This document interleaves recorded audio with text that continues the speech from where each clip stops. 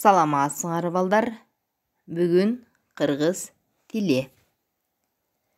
Қырғыз тілін үйренөбүз. Өтө турган темабыз ташымал. Сабагыбыздын темасы ташымал. Анда баштадык. 3 тамгадан турган сөз ташылбайт. Мисалы, чие, жаз, эне жана башка. 3 тамгадан турган сөз ташылбайт. Экинчи, созулма үндүүлөрдү бөлбөйбүз. Мисалы, тоолор эмес, тоолор. Созулма үндүүлөрдү бөлбөйбүз. Тоолор эмес, тоолор болуп ташылат сөздөр. Үчүнчү, 2 муундан турган сөз ташылбайт. Мисалы, өмүр, өтүк болбойт. 2 муундан турган сөз ташылбайт. Кулагыңарга күмүш сырга эстеп калгыла. Е, ё, ю, я йоттошкон тамгасы менен келген муун ташылбайт.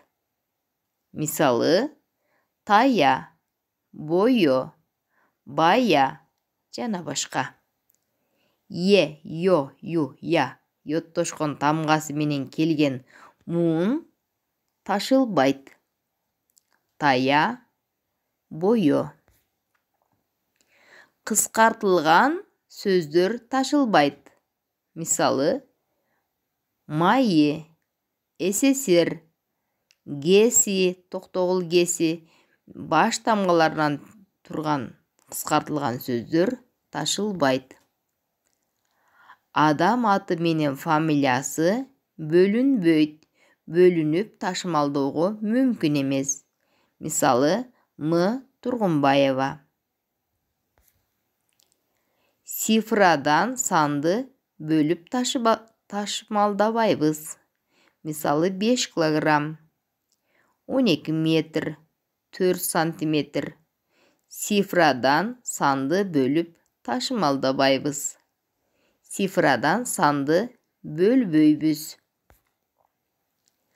Окшош 2 үнсүз бири-биринен ажырайт. Мисалы, касса, классы.